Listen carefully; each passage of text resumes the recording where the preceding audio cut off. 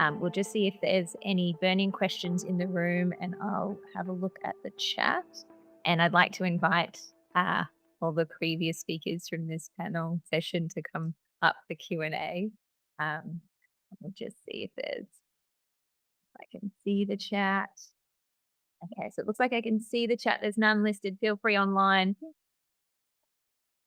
Um, and we'll see whether or not Beatrice is able to speak if he would like to. I'd like to start with.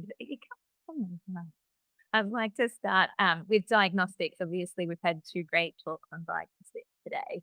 And I guess I'm curious what you're most excited by. And it sounds like it's tricky where our current diagnostics are still so not yet optimized how best to use them, whether or not you're most interested in using our current techniques better or the new techniques that are coming.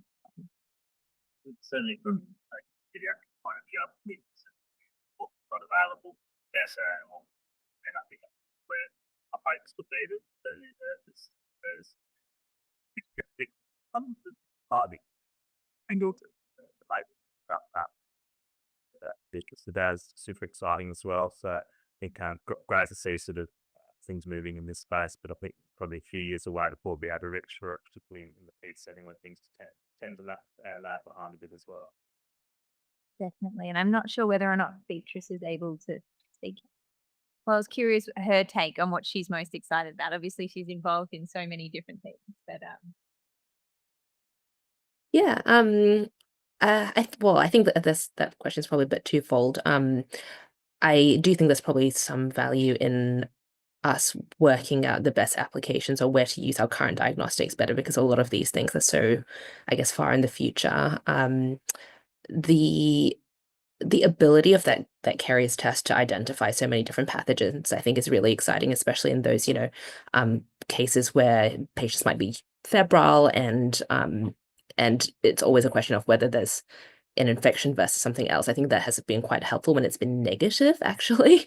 That's been quite reassuring. But certainly I'm really excited about Abby's work in the Aspergillus specific PET, especially because the same group that we're kind of collaborating with are also working on some like susceptibility testing through siderophores in the mice models as well. So potentially, even though at the moment all those molecular tests you can't actually get susceptibility testing, and that's a big, I guess, a big gap of them potentially with these new technologies, we might be able to do that. So I think very excited. that does sound really exciting.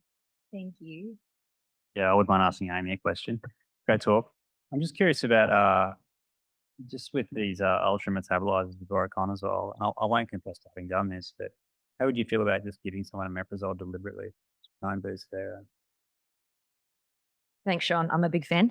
I think the problem with the omeprazole is it might not fully get you to a therapeutic range, but it definitely gives you an increase. The problem is steroids do the opposite, and stacks of these patients are on both a PPI and steroids. And the hematologists are sometimes less willing to adjust the steroid plan based on a pharmacogenic drug interaction, which I find disappointing, but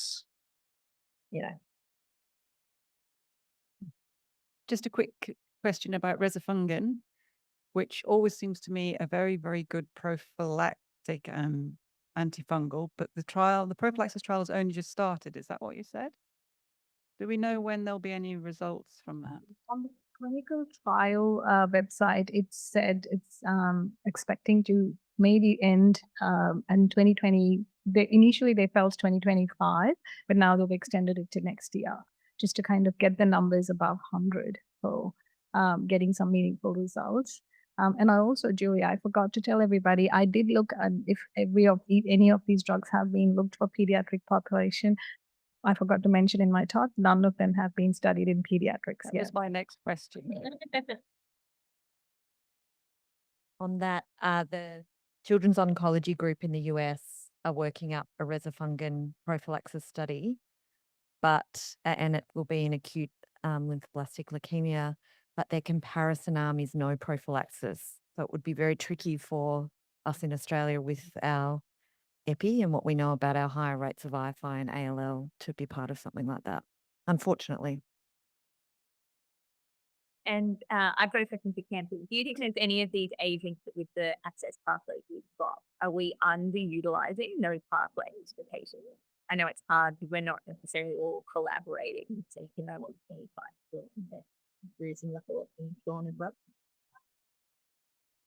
I try to think like I think for my overseas experience, I think I now have that extra part in my plan as to like, is there any investigational drugs or any trials happening anywhere where my patient can be a part of, or any of the special access scheme drugs. But it is the disappointing thing, as I said, is, and as Sean has highlighted, is to go through the application process, being able to have the very stringent inclusion criteria, because which is understandable. We want the trial to be uniform and generalizable, but you feel like your patient needs it. And then comes the time frame of getting the drug. So because they're all unwell patients and we're already thinking about resistance or dissemination, as illustrated very clearly by Sean's case, is that by the time we get there, sometimes it's not useful. So I think thinking about it very early in the course is definitely something which we all have to make sure that we're utilizing what we have, but also saving what we already have. Like I think antifungal stewardship, because these drugs are not coming tomorrow. We're still a long way away. So what we already have, definitely understanding the duration, short, effective, stopping them as soon as you have an alternate diagnosis. I think more work can be done in that space rather than just relying on the antifungal. Thank you. And if there's no further questions, I'd like to ask you to thank all our wonderful speakers and invite you to lunch.